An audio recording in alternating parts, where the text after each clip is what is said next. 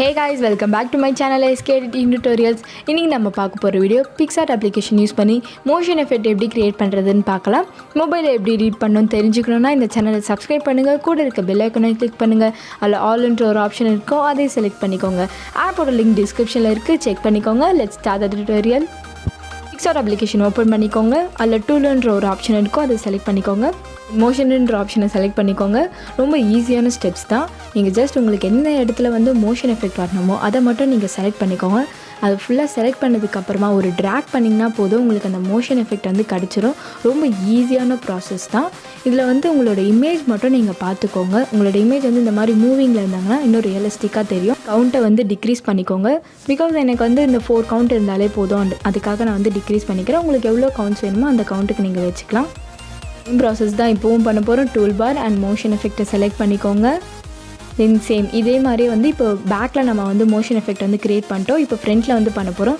Same என்னென்ன போர்ஷன்லாம் உங்களுக்கு வந்து கவர் ஆகணுமோ அதை மட்டும் செலக்ட் பண்ணிக்கோங்க. தென் ஒரு ட்ராக் பண்ணிங்கன்னா உங்களுக்கு அந்த எஃபெக்ட் வந்து கிடச்சிரும். தென் கவுண்ட்டை வந்து 4க்கு வந்து டிக்ரீஸ் பண்ணிக்கோங்க.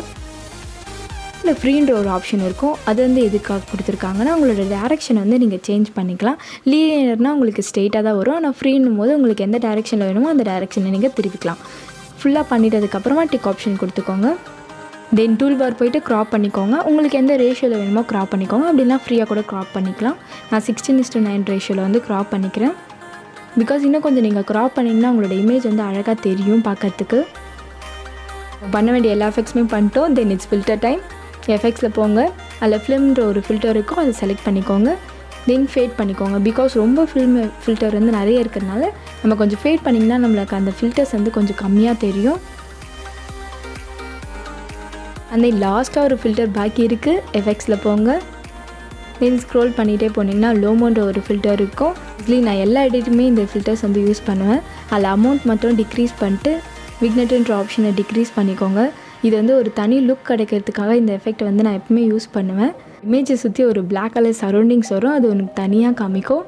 அண்ட் நீங்களும் ட்ரை பண்ணி பார்த்துட்டு கமெண்ட் பண்ணுங்கள். அண்ட் தேங்க்ஸ் ஃபார் வாட்சிங் திஸ் வீடியோ. இந்த வீடியோ உங்களுக்கு பிடிச்சிருந்தா like, subscribe and share with your friends. Next வீடியோவில் பார்ப்போம்.